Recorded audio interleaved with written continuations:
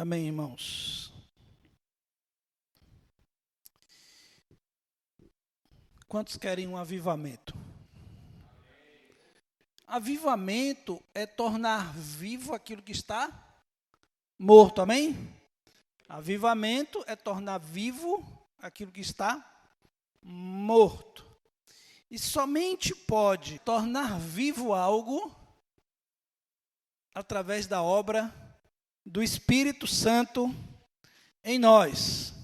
Nesses dias, Deus tem nos falado que Ele quer fazer grandes coisas em nós, amém? Quantos querem grandes coisas do Senhor? Ele nos tirou das trevas para a luz, Ele nos transportou para o reino do Filho do seu amor, e agora Ele quer nos tornar a sua semelhança, amém? Paulo chega a dizer assim, não vivo mais eu, mas Cristo vive em mim. Vamos dizer isso de uma forma diferente, vamos dizer assim, não viva mais eu, mas Cristo viva em mim. Vamos dizer, não viva mais eu, mas Cristo viva. Por isso a gente tem ensinado, irmãos, que o tomar a cruz é uma parte essencial do Evangelho. Também, entre outras coisas, o tomar a cruz. Por quê? Porque quando eu tomo a minha cruz e morro, Jesus vem viver em mim. Eu tenho que fazer uma escolha, Claudinha. Ou eu vivo, ou Cristo vive.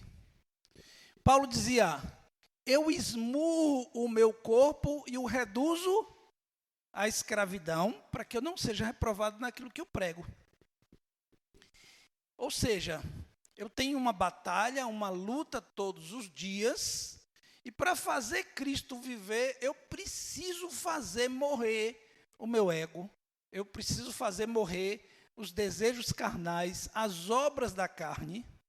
Eu preciso andar no Espírito para que o Espírito produza em mim os frutos divinos, os milagres de Deus, que a Bíblia diz que todo dom perfeito, ele vem do alto, do Pai das luzes.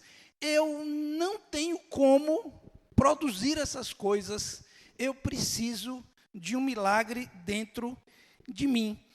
Há uma série de ricas promessas do alto para a nossa vida, que a Bíblia diz que, por meio delas, nos tornamos participantes da natureza divina. Nós vivemos pela fé, nós cremos em Deus. E tudo aquilo que Ele prometeu, Ele fará. Amém, irmãos? Então, eu vivo disso, afinal de contas, Ele disse que ia voltar, Ele voltará. Amém? Ele prometeu vida eterna para a gente, Ele cumprirá, sim, porque Ele é fiel.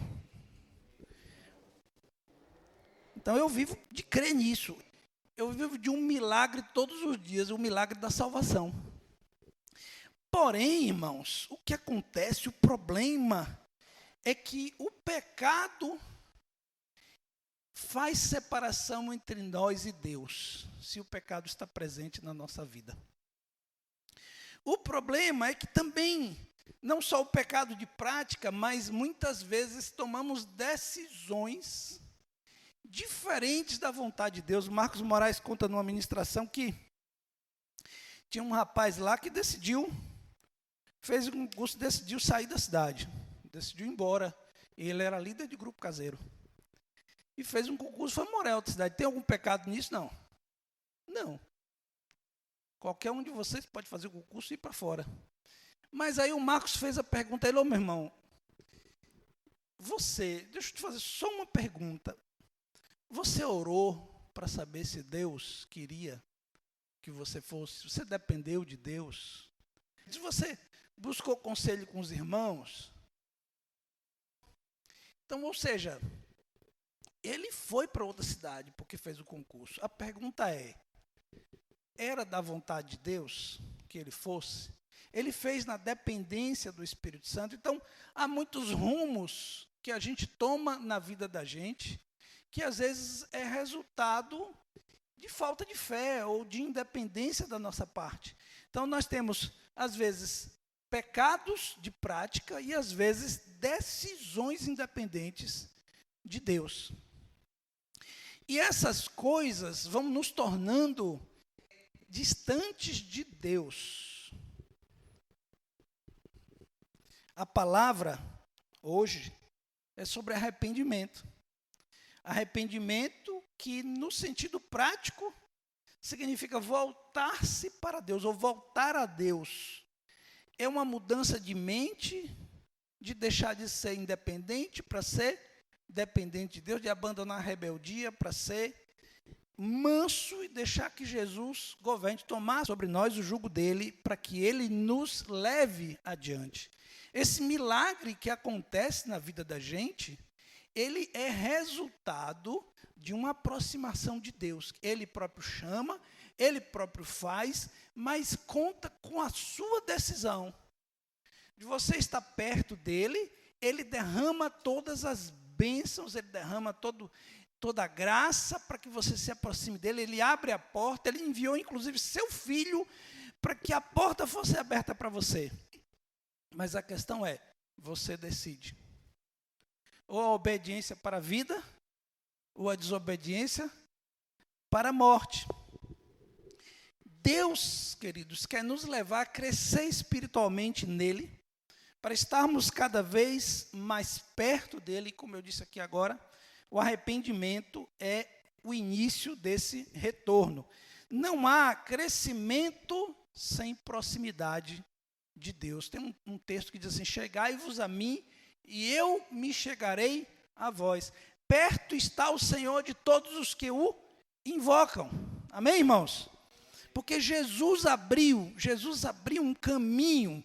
Jesus rasgou o véu de alto a baixo e abriu um caminho para que a gente tivesse acesso ao Pai.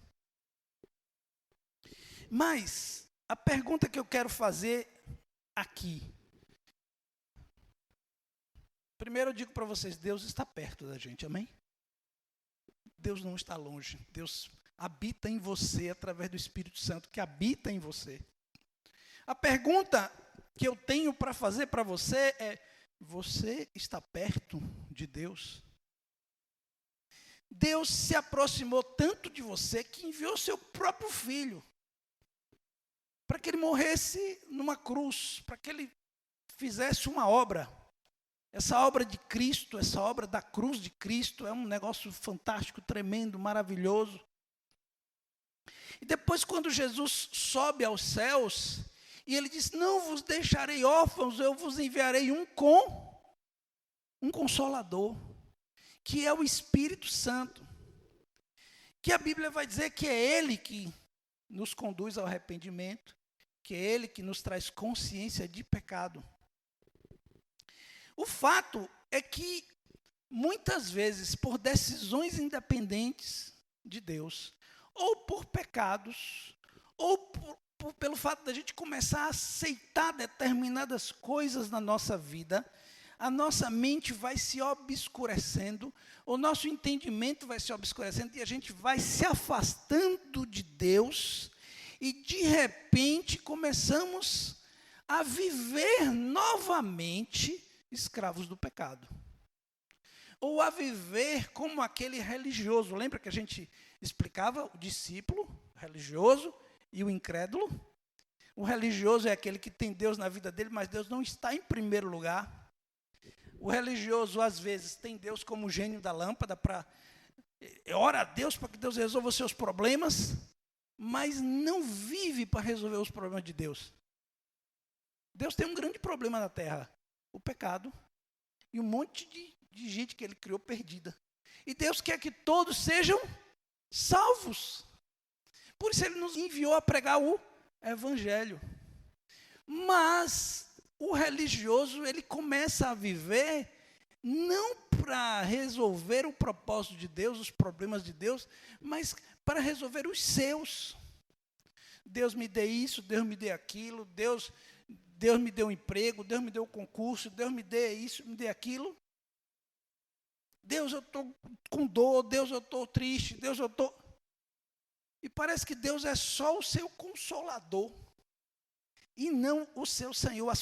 Você vai olhar para a sua agenda semanal, para a sua agenda no seu dia a dia, e você não vê Deus como primeiro lugar.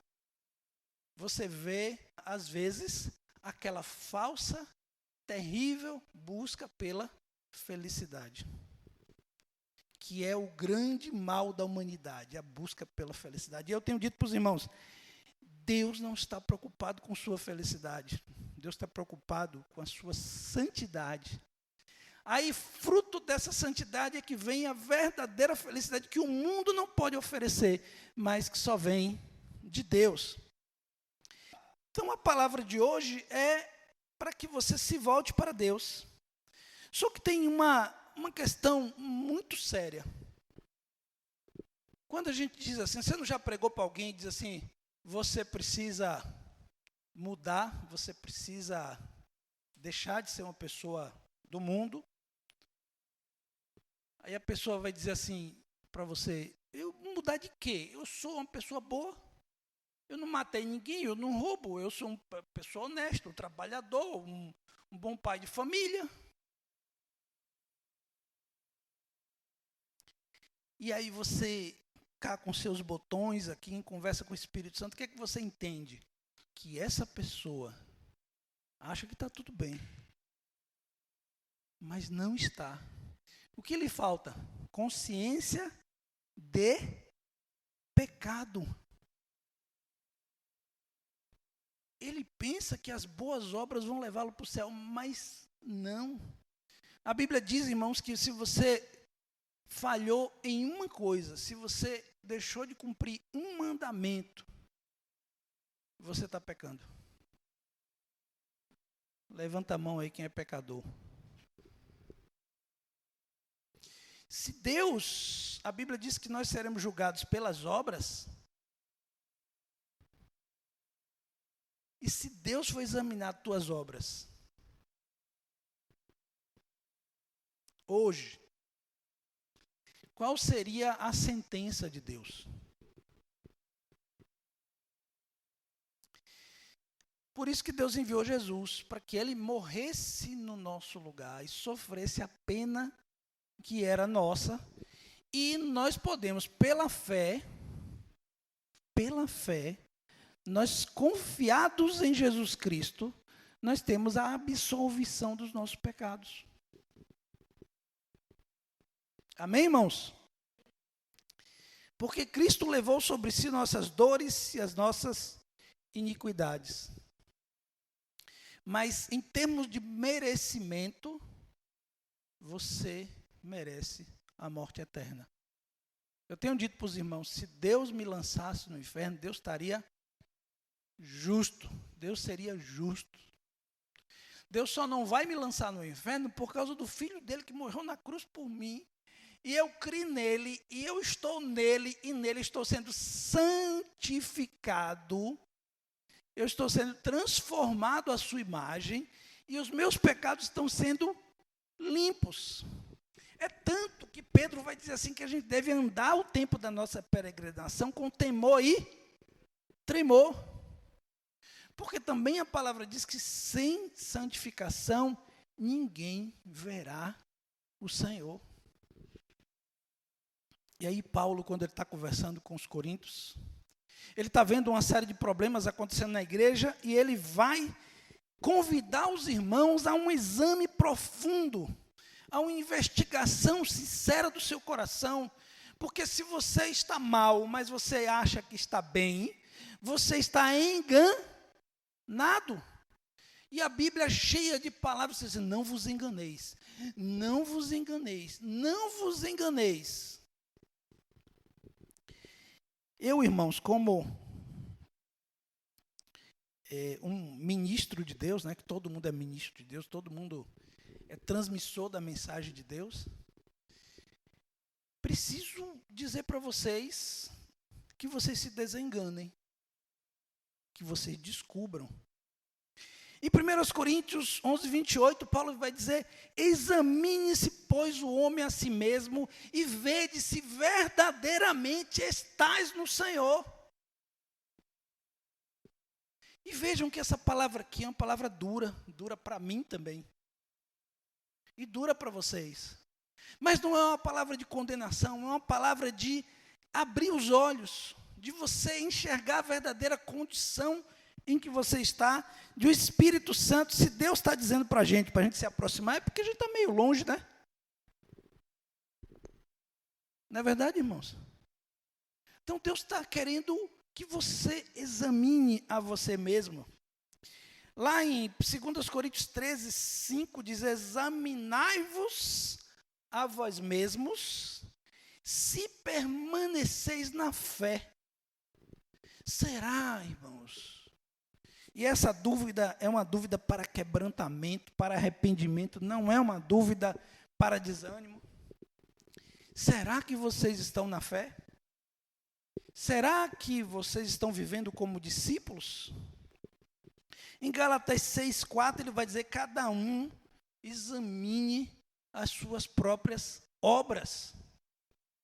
E aqui veja que em Gálatas ele não está dizendo examine a sua fé, está dizendo examine as suas obras. Porque a fé genuína, ela produz boas obras, e as boas obras são evidências da fé.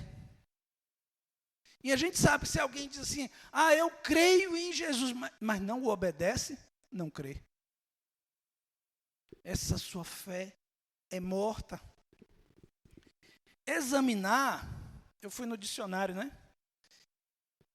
Bíblico. E examinar é investigar, testar, provar, refletir. É permitir que o Espírito Santo venha revelar o seu pecado. Lá em Salmos, tem um salmo que diz assim: Senhor, sonda-me, vê se há em mim algum caminho mau.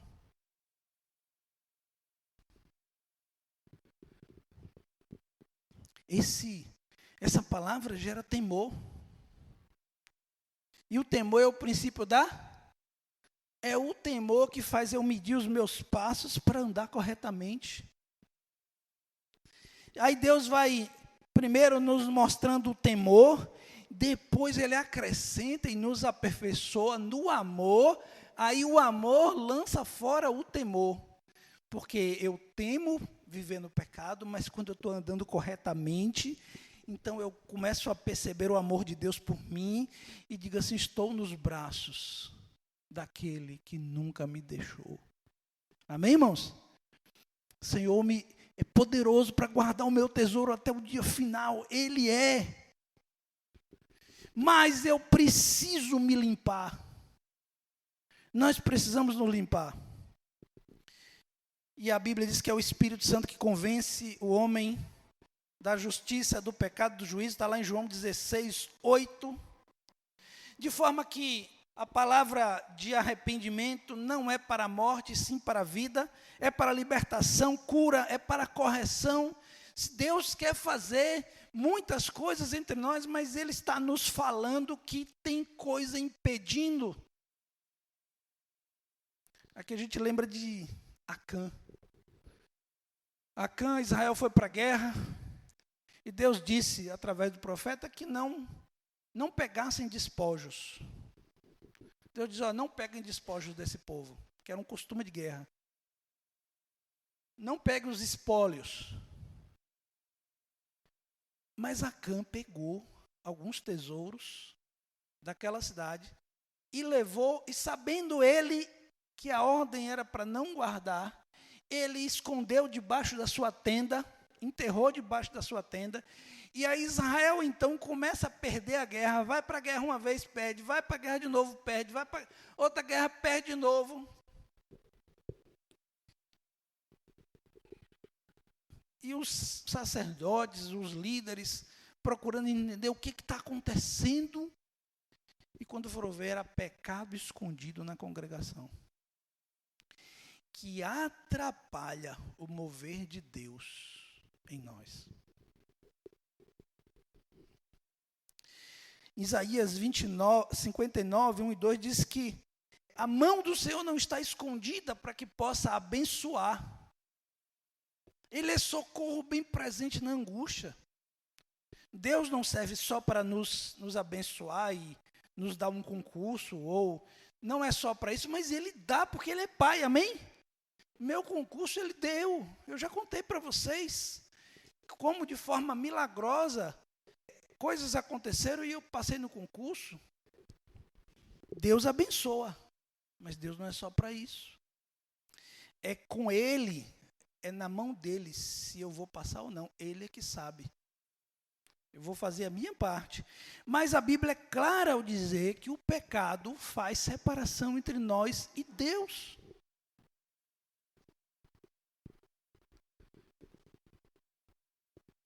Claudevan colocou no grupo do núcleo sobre as lutas dele em relação à aposentadoria dele. Aí ele disse assim, ei, lá vem provação, algo assim.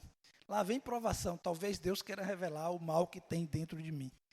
E é isso mesmo, captou a mensagem. Porque a Bíblia diz que as provações, elas são para testar a nossa fé e purificar como o ouro é purificado no fogo. Irmãos, aí eu faço a pergunta para vocês. Vocês se arrependerão diante desta palavra? Ou precisará Deus, então, fazer algo mais forte? Ou precisará que as tribulações quebrem vocês todinho? Para que vocês venham a se arrepender dos pecados? Para que venham se arrepender da distância? De forma que a gente precisa passar essa semana que vem, de novo, examinando, indo lá ao Senhor, indo na Escritura, conversando com o discipulador, conversando com... Você precisa. Quando a gente começa a acontecer essas coisas assim, várias percepções saltam no coração dos irmãos. Ah, a gente precisa pregar o evangelho. O outro, a gente precisa isso, precisa junto e ligamento. Tudo isso vem através do arrependimento. Alguém aí vai descobrir que não está pregando o evangelho e diz, eita, eu preciso pregar. Eu não estou pregando, e a Bíblia diz, então eu vou pregar. Outro não está amando direito a esposa, eita, não está cuidando bem dos filhos, e vai ser levado a entender, tem essa área aqui, tem esse buraco aqui, isso aqui na igreja, isso aqui na minha vida e tal. Eu vou me movimentar, eu vou buscar o Senhor, vou pedir socorro a Deus. Deus vai fazer uma obra. Amém? E aí vem aquela palavra que a gente tem dito também, que no último encontro a gente falou, amolecei o vosso coração. Que Deus encontre espaço, que Deus encontre um coração quebrantado para Ele mudar. Mas você precisa enxergar os seus pecados, enxergar as suas maldades. E Deus quer fazer isso através do seu Espírito Santo, para que aquela ira que você comete de vez em quando, você considerar pecado. Para que aquele enganozinho, aquele engano disfarçado que você fala, para que se corrija. Para que as durezas de coração, para que o ressentimento, a mágoa, a ira, os traumas, para que tudo isso seja quebrado em nome de Jesus. E para que o seu coração se converta aos filhos, dos filhos aos pais, dos esposos às esposas, das esposas aos esposos. E o nosso coração também se compadeça dos incrédulos, daqueles que estão perdidos. Irmãos, o que acontece é o seguinte, há um processo de esfriamento que acontece na vida da gente, que é fruto de escolhas mal feitas, é fruto de comunhão fraca, é fruto de... A gente vai tomando certas decisões e a gente vai se distanciando de Deus. E a gente não tomando cuidado de confessar os pecados, não tomando o cuidado de abrir a vida, não tomando cuidado de buscar ajuda, de confessar ao Senhor. Tem uma prática que é tão boa, irmãos, que é aquela de toda noite, quando você for dormir, confessar os pecados a Deus. Lembrar do dia do que pecou e, Senhor, perdoa-me por aquilo que eu fiz, amanhã eu vou consertar. Se eu lembrei agora, amanhã eu vou consertar. Arrependimento não é algo só para nossa conversão, Gabriel. Mas é algo permanente na vida do discípulo. Porque todos nós aqui pecamos. Não vivemos mais no pecado, mas acontece. E se você for procurar direitinho essa semana, você vai encontrar seus pecados. Sejam pecados de prática, sejam pecados de omissão, e você vai encontrar os seus pecados. E o que os pecados produzem na gente? Um distanciamento de Jesus e, consequentemente, uma coisinha chamada solidão. E uma coisinha chamada tristeza. E outra coisinha chamada desânimo. E outro chamado cansaço. E outro chamado sobrecarga. E outro chamado conflitos. Aí começa conflito com o marido, conflito com a mulher, conflito com o filho, conflito com o vizinho, conflito no trabalho, conflito interior.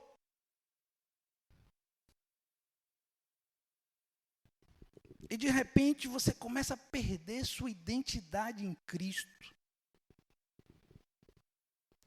Aí por isso que a gente precisa profetizar para os irmãos também, né?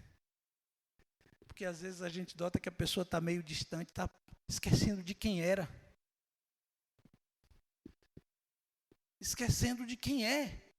E você chega para ele e diz assim, meu irmão, essa prática aí não é para você, você é um discípulo, você foi lavado pelo sangue de Jesus, perdoados, o escrito de dívida foi rasgado, isso não é para você. Isso é coisa de mentiroso, você não é mentiroso, você mentiu, mas você não é mentiroso.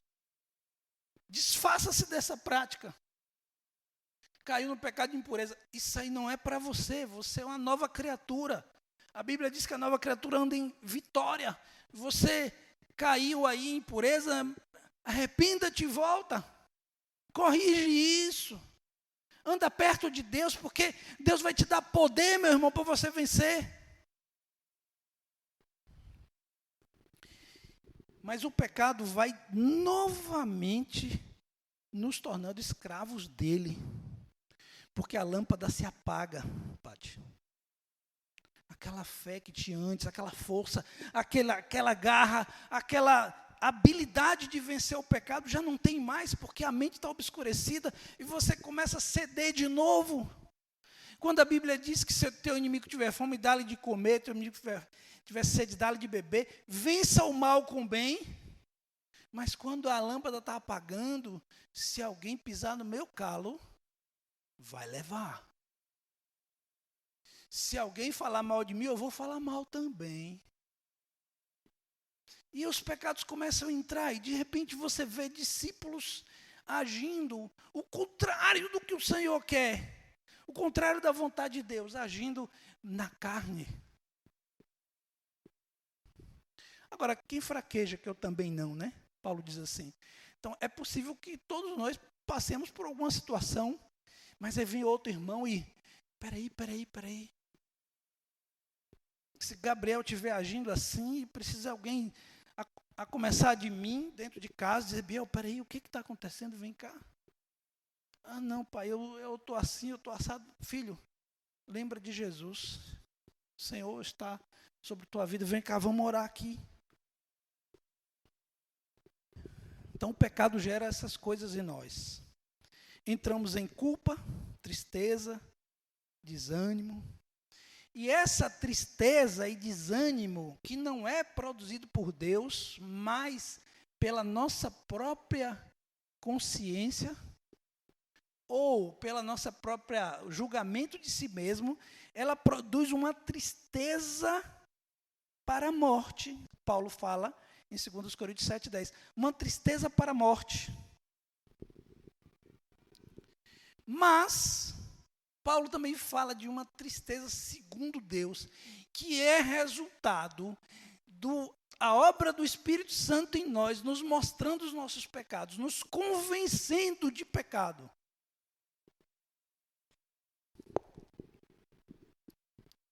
E essa obra do Espírito Santo nos convence de pecado e nos capacita para o arrependimento. Você pode encontrar algum irmão, que está se condenando a si mesmo. Eu disse uma vez para uma irmã, disse assim, você fez concurso para juiz, não foi? Você fez concurso para juiz? Não fiz não. Fez sim, tomou posse. Agora eu preciso que você peça demissão do seu cargo. Não, mas não estou entendendo. É porque você está sendo juíza de si mesma. E às vezes a gente não é só juiz da gente mesmo, é juiz do outro, né? É juiz do irmão. Quando na verdade a gente deve ser cooperador do irmão e não juiz. Mas cooperador, dizendo a verdade, profetizando a verdade. Em Tiago 4, de 8 a 10, diz assim: chegai-vos a Deus, e Ele se chegará a vós. Essa é a outra reação que a gente tem que ter. Porque tem duas reações possíveis quando a gente dá de cara com os nossos pecados. Uma é entrar em tristeza para a morte. Uma é a gente ser juiz da gente mesmo e a gente ficar se condenando. E aí o diabo gosta disso. O diabo vai ficar lá, ó, Gustavo, você não presta, você não tem mais jeito para você. Vai chegar, olha, Marcos, ó, desista. Você é ruim mesmo. Aliás, tem alguém bom aqui? Quem é ruim, levanta a mão. Jesus mesmo disse. Jesus disse, vós que sois maus, sabeis dar boas coisas aos vossos filhos. E o pai que é bom sabe dar muito mais.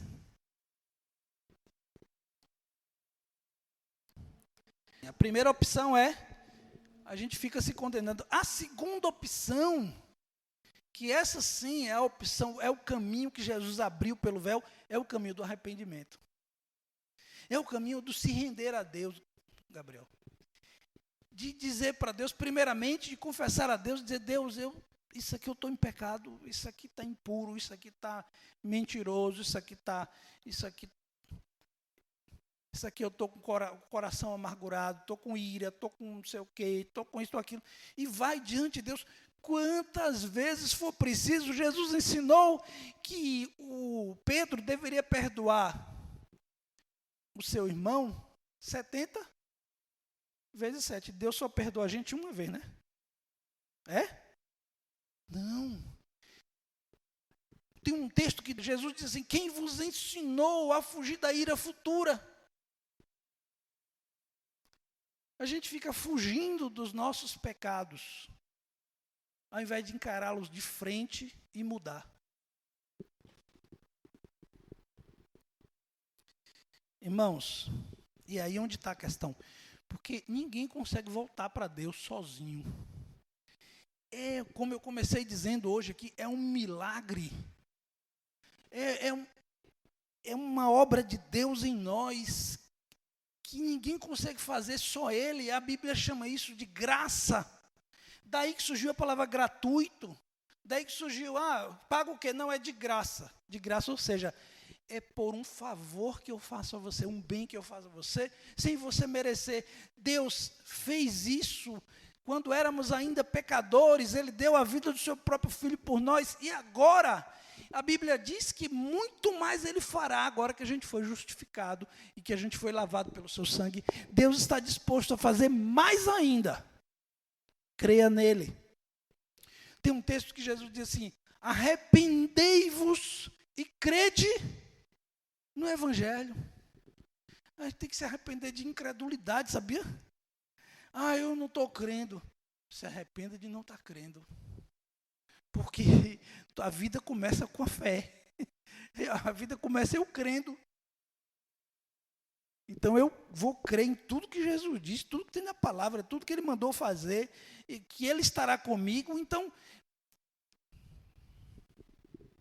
essa semana eu relembrei uma música da minha infância, que diz assim, eu sou fraco e sem vigor, sê Jesus, meu Salvador, tira todo o meu pavor, ao seu lado, Jesus, quero andar, ao seu lado quero andar, sempre mais a te amar, cada dia eu vou orar, seja assim Meu Jesus, seja assim. Quer dizer, é Ele que vai fazer em mim. Eu só tenho um trabalho na vida, que é estar aos pés dele. E o mais ele fará. Entrega o teu caminho ao Senhor, confia nele, e o mais? Vamos repetir?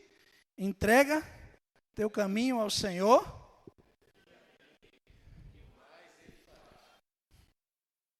Amém. Em Romanos 11, 22, diz: considera, pois, a bondade e a severidade do Senhor. Abre aí, Henrique. Romanos 11, 22. Considera, pois, a bondade e a severidade de Deus. A bondade está justamente em que Ele veio nos socorrer.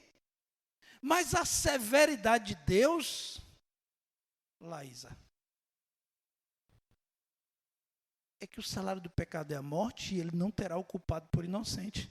Deus manifesta a sua misericórdia em Jesus, esse é o único caminho. Jesus diz: eu sou o caminho, a verdade e a vida. Leia. Romanos 11, 22. Considerai, pois, a bondade e a severidade de Deus. Para com os que caíram, severidade. Mas para contigo, a bondade de Deus, se nela permaneceres, de outra sorte também tu serás cortado. Deus é bom, mas é severo. Deus é bom que providenciou, dando a vida do seu próprio filho, demonstrando o maior amor do mundo, para que eu fosse salvo. Mas o que será de nós se rejeitarmos tão grande salvação?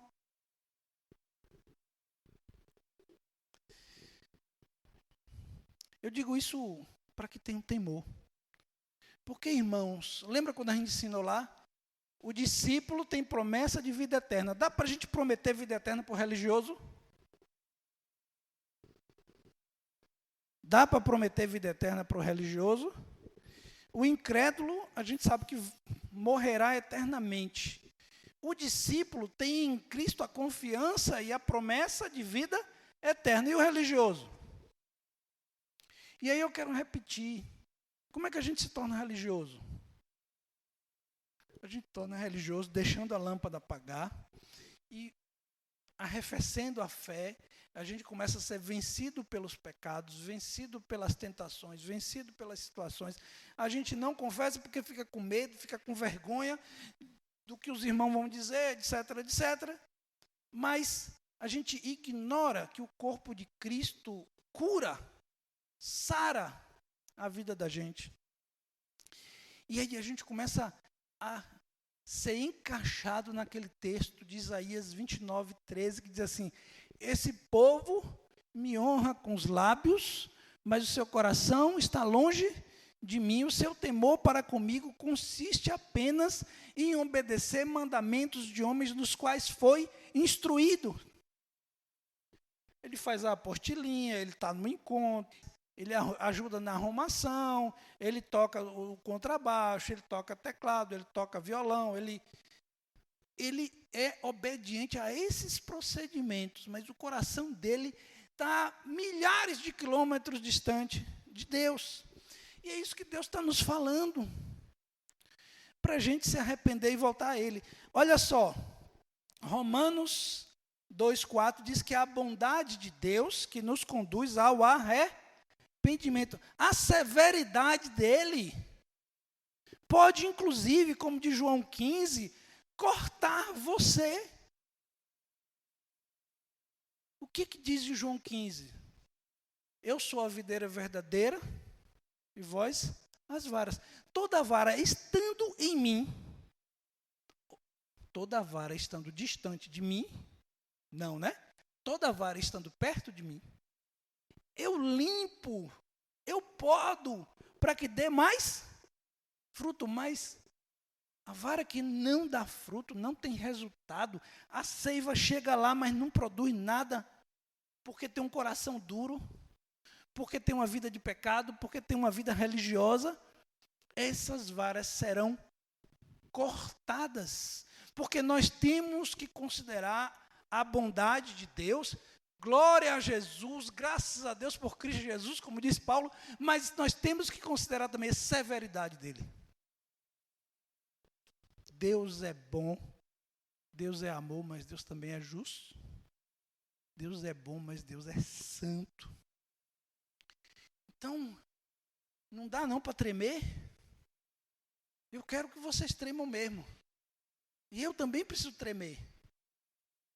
Pedro vai dizer, andai durante o tempo da nossa peregrinação, que com temor e tremor. E aqui eu quero dizer uma coisa para vocês que Jesus disse para nós. Jesus disse assim, vinde a mim, vós que estáis cansados e sobrecarregados, e eu vos... Quem é que está sobrecarregado, lembra?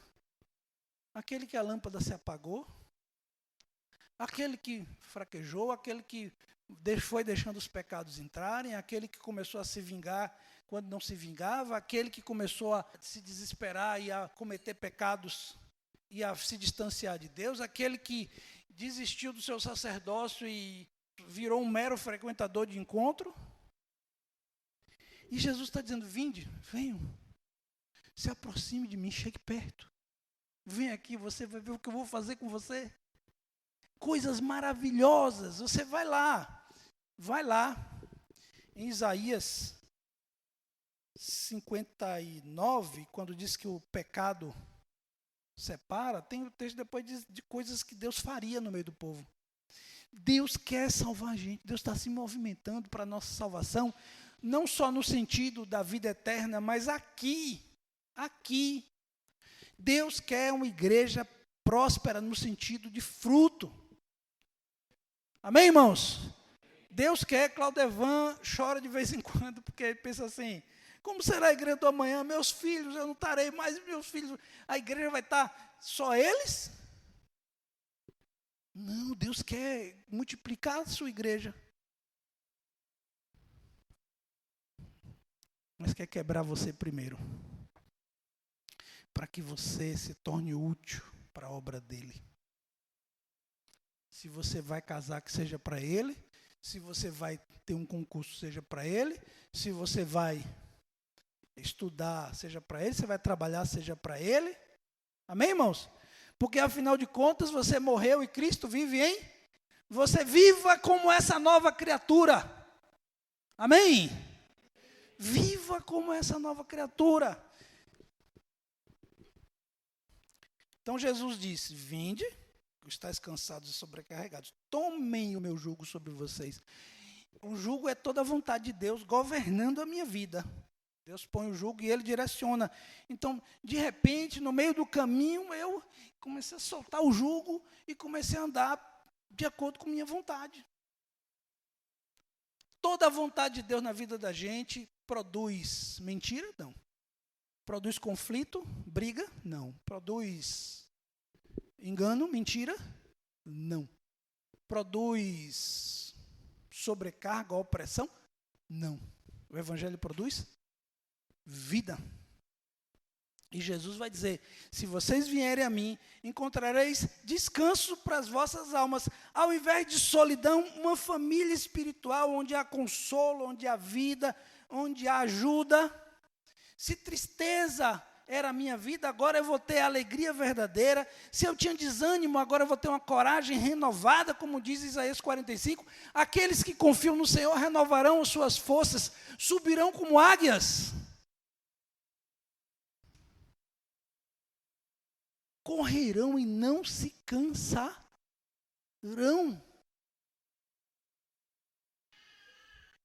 Você está cansado? Está oprimido? Está sobrecarregado? Venha Jesus. E você vai ver o que ele vai fazer da sua vida. Se havia conflitos, agora vai ter paz. O pior conflito que existe na vida humana é o conflito com Deus. O pecado gera conflito com Deus, entristece o Espírito Santo. Então, quando eu me arrependo, estou em paz com Deus, e aí eu fico em paz com minha mulher, aí eu fico em paz com os filhos, aí eu fico em paz com os colegas de trabalho. Aí pode ser até que eles não fiquem em paz comigo, porque não gostam do que eu digo, mas eu vou ter em paz com eles. Amém? Porque a Bíblia diz que o discípulo ama os inimigos. Então, se alguém falar mal de mim, eu não vou me doer. Eu não vou me ofender. Porque para quem merecia a morte, eu tenho promessa de vida eterna, eu tenho Cristo. Cristo me amou com um amor tão grande. Não significa isso que eu não tenho que, às vezes, fazer a pessoa parar. Não significa que eu não possa reagir conscientemente para fazer parar alguma agressão. Não estamos falando de pacifismo, estamos falando de quê? De coração no Senhor. Amém, queridos? E aí, quando você vem a Jesus, Jesus começa a te dar identidade, Tiago. Aí as confusões de cabeça vai tudo indo embora. Porque você vai tendo identidade de filho de Deus. E essa identidade de filho de Deus vai ajustando os seus caminhos, vai fazendo os seus caminhos. E as suas aflições agora já não serão as aflições das suas crecas, vai ser as aflições de pessoas que estão se perdendo e você está ajudando. São as cargas que você tem pelos discípulos, daqueles que estão em luta, e você quer lá consolar, e você quer lá ajudar, e você quer ajudar a resolver, ou ajudar a pessoa a ter paciência, a esperar no Senhor, porque essa vida de Deus nos livra da escravidão do pecado que ainda habita em nós. Nós somos mais do que vencedores, Gabriel. Isso é vida cristã, amém, irmãos? Bom, Deus quer nos levar ao arrependimento. E o que é arrependimento? A palavra para arrependimento é metanoia. E metanoia acontece aqui. Rogo-vos, irmãos, motivado. Irmãos, olhem para o sacrifício de Jesus, para as compaixões de Deus. Rogo-vos que apresentei os vossos corpos como sacrifício vivo, santo e agradável a Deus. Este sim é o vosso culto racional. Não são os louvores que a gente canta aqui, não. Isso aqui é bom, Deus gosta, mas não é isso. É algo mais profundo. Jesus deu a vida por mim, agora eu vou dar a minha vida por ele. Jesus pegou a missão que o Pai deu e cumpriu integralmente, e agora eu recebi uma missão de Deus, eu vou procurar cumprir. Amém? Eu vou deixar eu não consigo. Eu tenho pedido a Deus, a Jesus, me salve, Jesus, me salve. Porque tem muita coisa que eu não consigo. Eu vou confiar na graça dele, mas eu vou pedir, Senhor, muda meu coração, muda a minha vida. Eu quero ser melhor, eu quero ser um discípulo que te agrada, eu quero ser um discípulo que prega mais, um discípulo que ora mais, que lê mais a palavra, que se dedica. E aí tem correções a fazer. Deus tem uma série de correções a fazer na minha vida, e é através do arrependimento. Eu preciso me voltar para Deus nas coisas menores. Amém, irmãos? Então, arrependimento é uma conversão de 180 graus. Então, Rorol estava indo para cá, quando ela descobre que a vontade de Deus não está ali, ela muda de lado, muda de direção, muda de rota. O mundo, irmãos, está na contramão de Deus. O caminho do mundo, como a Bíblia diz, que antes andáveis dele, e que fruto tinhas dessas coisas? Era impureza, era lascívia, era adultério, era mentira, era engano, era tudo quanto é coisa ruim. Mas Deus me iluminou. E agora, iluminado, eu compreendi que o caminho é outro. Então, a metanoia é aquela coisa que aconteceu com você quando você conheceu Jesus e disse: rapaz, eu estou longe de Deus, eu vou me aproximar dele, eu vou me chegar a ele. E tomou uma decisão, foi batizado, confessou os pecados e seguiu. E agora eu sou um seguidor de Cristo. E seguidor significa que eu estou andando junto com ele, aprendendo com ele, sendo transformado, minha mente sendo transformada. Mas se o meu coração é duro, eu vou me divorciar. Jesus disse: Moisés permitiu o divórcio pela dureza dos vossos. Se eu for duro, eu vou mentir. Se eu for coração duro, eu vou falar mal. dos irmãos, das pessoas, dos colegas de trabalho. Quem pisar no meu calo, eu vou falar mal. Se eu for duro de coração, quando minha esposa não me amar, eu também não vou amar ela, não. Se ela fizer algo errado comigo, eu devolvo na mesma moeda. Duro de coração. Mas se eu amolecer e deixar Jesus botar o jugo dele, restaurar o jugo dele na minha vida, então coisas tremendas vão acontecer. Quando eu fui convertido, essa mudança foi chamada de novo nascimento, eu me tornei uma nova criatura. Mas essa nova criatura, porque era assim, eu era escravo do pecado, o Espírito de Deus estava morto dentro de mim, e eu estava vivendo nesse corpo, e eu vivia escravo dos meus desejos.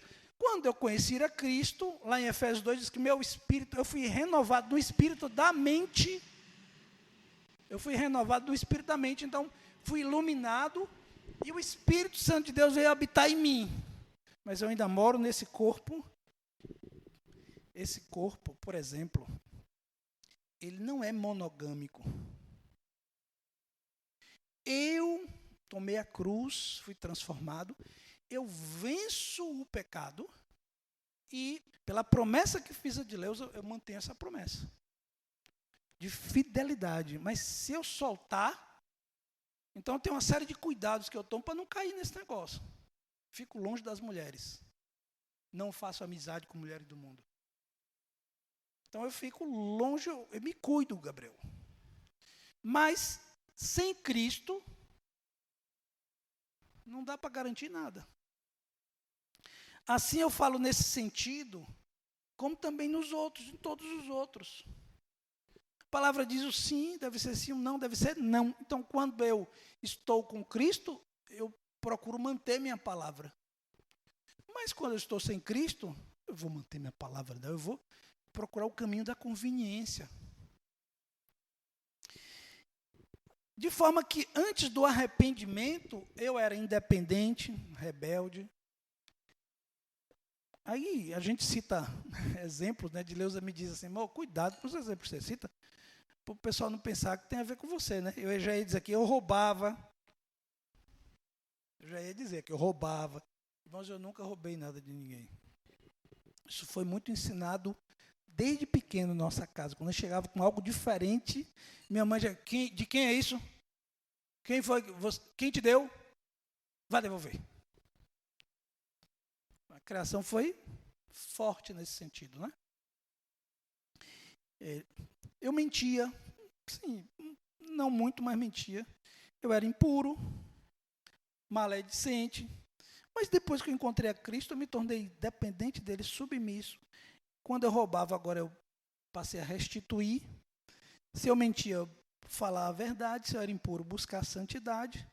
Se era maledicente, agora eu procuro que minha boca seja pura. Não saia da vossa boca nenhuma palavra torpe. E maledicência também entra na classificação de palavra torpe.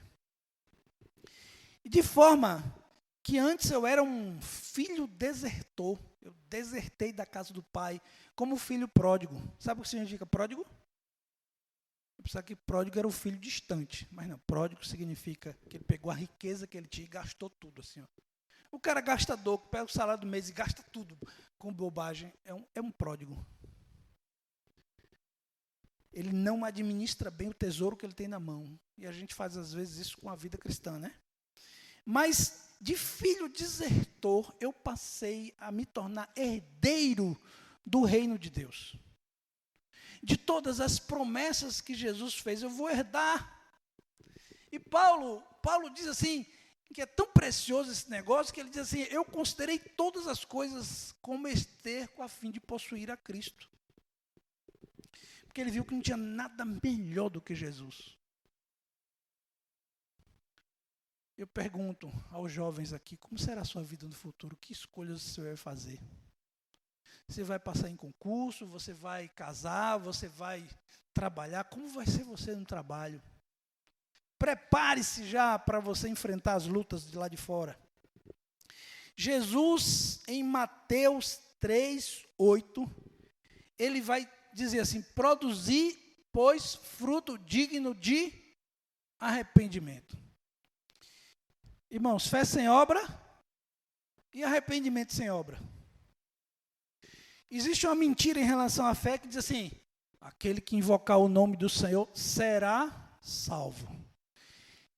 O entendimento correto desse texto é aquele que invocar, Deus virá em seu socorro e produzirá nele toda obra de conversão, e ele será salvo. Esse é o entendimento correto. Mas se criou a ideia de que o fato da pessoa dizer: Senhor, Senhor, me salve. Pronto, já está salvo. Como diz Marcos Moraes, já tem um cartãozinho de entrada para o céu. Por causa da declaração feita de que cria em Jesus. E não é assim. Não é assim. Aquele que invocar, Deus virá em seu socorro e o salvará. Amém, irmãos? Assim também, arrependimento sem fruto também não é arrependimento. Imagina que você comete um pecado hoje, aí, Senhor, eu pequei, estou arrependido. Confunde arrependimento com remorso, né? Remorso é aquele peso, aquele, ai meu Deus, por que eu fiz isso? Só que remorso é coisa de alma, e arrependimento é coisa de espírito. Eu pequei, eu não vou fazer mais isso. Mas aí no outro dia, quando vem a tentação, de novo. Aí no outro dia, de novo, aí pede perdão de novo. Tem uma hora que você começa a não pedir perdão mais. E de repente você começa a se acomodar nisso. Mas isso não foi arrependimento. O arrependimento, ele produz frutos ou resultados. Lá em Hebreus 12 e 13, ele diz assim: tornai a levantar as mãos cansadas e os vossos joelhos trôpegos, e fazei veredas justas para os seus pés. Então imagina que Deus te mostra uma coisa que você está pecando essa semana. E aí o que acontece? Você reconhece: Senhor, eu estou pecando. Que providências você precisa tomar para deixar o pecado? Essas são as providências. Um outro exemplo didático que Mozão de vez em quando me diz: Vini, amor, cuidado, porque as pessoas vão pensar que isso aconteceu com você. Então eu tenho que deixar claro. Eu criei um exemplo prático para a gente entender. Eu indo para o ponto de ônibus de manhã, passo na rua, tem uma mulher mal vestida, e aquela mulher se torna uma tentação para mim, porque ela se veste muito mal, ela está varrendo a calçada, e aí eu acabo batendo o olho e pecando. Aí no outro dia eu passo de novo, daqui a pouco a mulher começa a conversar comigo, né? Oi, bom dia e tal. Você mora onde? Olha, seu vizinho. Aí começa a coisa. Isso vai dar em quê, irmãos? Isso vai dar em quê? Um pecado chama outro pecado, e se o pecado está aqui, eu estou fraco, eu estou meio escurecido assim de pensamento, e eu posso cair de novo. Mas, o que seria então o arrependimento nessa situação? Eu disse: não, Senhor, eu não quero mais pecar, eu pequei, o olhar foi impuro, eu vou mudar. Então, a primeira coisa que eu vou fazer é isso. A segunda coisa que eu vou fazer é procurar meu companheiro. Você vai procurar seu discipulador, seu companheiro de obra, e vai dizer: meu irmão, aconteceu assim, assim comigo, eu pequei. Me ajuda. E aí aquele irmão vai te dar a ajuda necessária para você produzir esse fruto de arrependimento. E aí eu imagino que eu confessando para Henrique vai dizer assim: Vini, só tem essa rua para você passar de manhã para ir para o... Eu dizer: não, tem outras ruas também. Então por que tu não já pegou outra rua? Cara, é simples. Para você vencer esse pecado, não se exponha a ele, começa por aí. Porque tem duas coisas que tiram a sobriedade do homem. O vinho, o mosto, que é a embriaguez, e a libido. Então, subiu o desejo. Aí eu conto para os irmãos, né?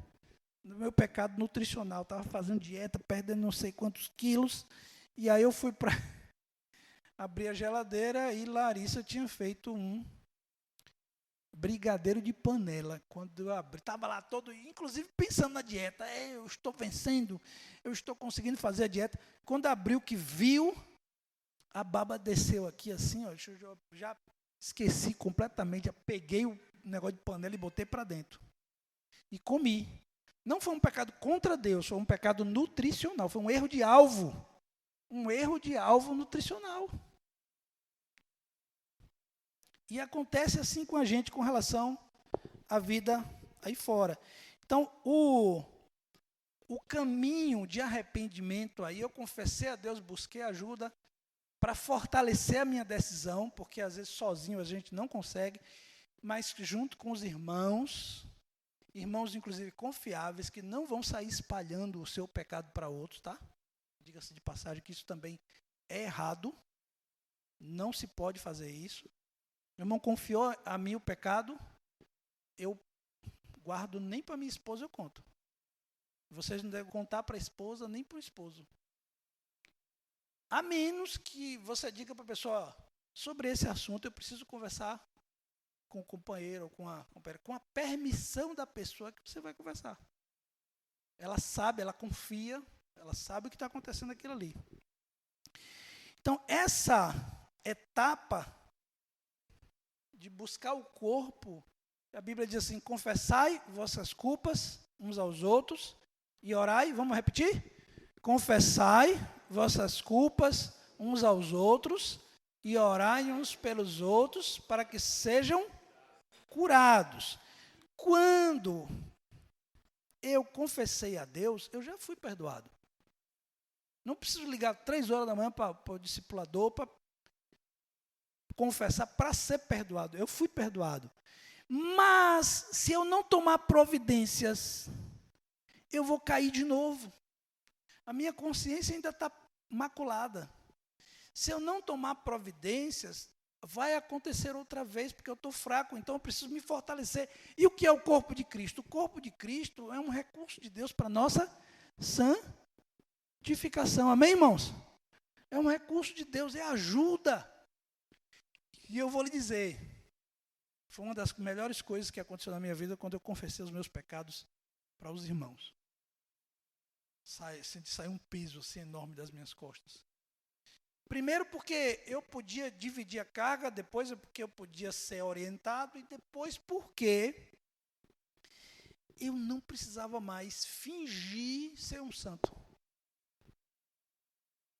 Se eu estou bem, eu estou bem. Se eu estou mal, os irmãos sabem que eu estou mal. Evidentemente que não vou falar para todo mundo, né? Mas naquele fórum de cuidado ali, eu vou estar abrindo. E esse é o valor da gente ter juntas e ligamentos para edificação, para cura da vida da gente. Amém? Então veja, etapas do arrependimento. Primeiro, a iluminação de mente, a metanoia, mudança de pensamento.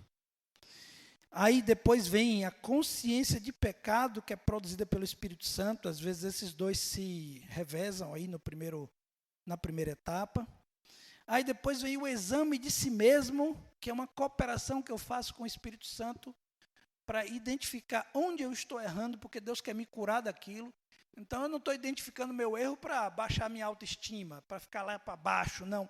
Eu estou descobrindo os meus erros, porque o processo de cura começa aí. Eu descubro os meus erros e Deus vai modificando, e eu vou buscando ajuda. E aí vem a confissão a Deus, em rendição, Senhor, eu estou em pecado. Aí depois vem a confissão aos irmãos para cura, cuidado, restauração, para traçar um caminho reto para os seus pés, como diz o texto de Hebreus, e aí você vai produzir frutos de arrependimento, que são as mudanças práticas. O que você diria, Márcia, se aquele aquele exemplo que eu contei fosse real e eu continuasse passando naquele mesmo horário, passando todos os dias naquela mesma rua, o que você diria? Você diria assim, Vini, eu acho que você está querendo pecar de novo. É muito comum um jovem do mundo, antigamente tinha aquela revista masculina, né? Que o jovem era muito comum olhar. Aí o cara se converte, continua olhando. E aí? Certa vez lá em Ilhéus, tinha um irmão que tinha a coleção. Ele se converteu, mas ele guardou a coleção de revista masculina dele. E aí a pergunta que a gente fez a ele foi: ué, você guardou porque um dia você quer pegar de novo aí para pecar? Então, você vê, arrependimento não é um simples reconhecimento do pecado. Arrependimento é uma mudança de vida. Irmãos, Deus tem uma obra para fazer em nós. Deus tem muita coisa para fazer, muito para derramar do seu Espírito sobre nós, da sua vida sobre nós. Tem coisas que Deus quer fazer. Vide dons espirituais, por exemplo. Vide transformações, sim, vitórias. O reino de Deus é alegria, paz e justiça no Espírito Santo. Quantos querem experimentar essas coisas? Entre você e Deus está você. Amolece. Amolece. Ou Deus tem que trazer tribulações, né? E todos nós temos o coração que endurece, amolece, endurece, amolece. É que nem capim, né? Você corta, ele cresce de novo. Você corta o orgulho, ele cresce de novo. Por isso, assim, nós somos chamados à escola da humildade. Eu estou aprendendo a ser humilde com Jesus. Humilde e manso, como Ele. Aprendei de mim, que sou manso e humilde de coração. Gente, o humilde se arrepende. O humilde confessa. O orgulhoso esconde. O orgulhoso, ele é vencido pelo medo da sua imagem, de perder sua imagem, de ser mal visto por outros. Então, ele gosta de... O ídolozinho dele ali, ó, preserva a imagem. Quantos não já viveram isso? Eu já vivi. Esse medo de abrir. Mas Deus quer fazer uma obra grande em nós. Hoje é dia de voltar ao Senhor. Dia de responder ao chamado de Deus. Deus quer fazer, irmãos. Tanto que Deus moveu meu coração. Deus quer fazer em mim, quer fazer em Claudinha, quer fazer em Gabriel, Deus quer fazer em cada um de vocês. Em cada um de nós. A questão é se vocês vão mesmo se examinar. Eu estava dizendo para os meus ajudantes, o meu companheiro e meu diácono, dizendo assim que, a gente conversando, dizendo assim, é importante que a igreja vá tudo numa direção só. Porque se for assim, eu estou querendo levar a igreja para o arrependimento, aí outro quer levar para pregar o evangelho, outro quer levar para... Quando, na verdade, Deus, essas coisas estão vindo de Deus. Mas tudo tem a sua hora. Uma coisa vai levar a outra. Amém? Então, Deus há de trazer percepções para os irmãos de coisas que a gente está precisando crescer. Mas você se dispõe a ser o tapa-buraco? Se dispõe a ser aquela mão que ajuda? Ah, porque a igreja precisa, porque o diaconato não está dando conta disso. Vá lá ajudar o diácono, ao invés de julgar o diácono, né? Ao invés de dizer que o diácono não está trabalhando direito, vá lá, o que precisa aí, Claudevan, para crescer aí, para melhorar aí? Ao invés de dizer que o pastor não faz isso ou aquilo, vá lá e diga, pastor, assim, eu estou disponível, viu? Vini, ó, se você precisar aí. Tem esse negócio aqui, eu vi que a igreja está precisando disso aqui, posso fazer? Não, não. Então, hoje é dia da gente ir ao Senhor e pedir perdão a Ele, e nos quebrantar, e amolecer nosso coração, e deixar Deus fazer. Quantos estão comigo? Amém? Estão comigo? Essa semana vocês fizeram a tarefa? Vocês foram meditar naquilo que vocês estão errando? Porque foi tarefa da semana passada. Vocês esqueceram? E aí, a última coisinha que eu queria dizer é que, assim, que a gente como igreja, a gente está trabalhando para edificação. Você tem que botar os tijolinhos durante a semana da edificação, irmãos. Amém? Tem que botar os tijolinhos da edificação, senão a casa não se constrói nunca. Seu trabalho, você é sacerdote, você é profeta, vai muito além disso aqui. A Bíblia diz, buscai o reino de Deus em primeiro lugar, e todas as coisas vos serão acrescentadas. Tem um contexto de texto que está falando daquelas coisas ali que as pessoas andavam ansiosas. Quanto que comer, o que vestir, Deus vai dar sustento. Amém? Mas quanto a você, cumpra o seu chamado, cumpra o seu sacerdócio. Ame a Deus de todo o seu coração, de toda a sua alma, de toda a sua força e de todo o seu entendimento. Amém, irmãos? Vamos ficar em pé.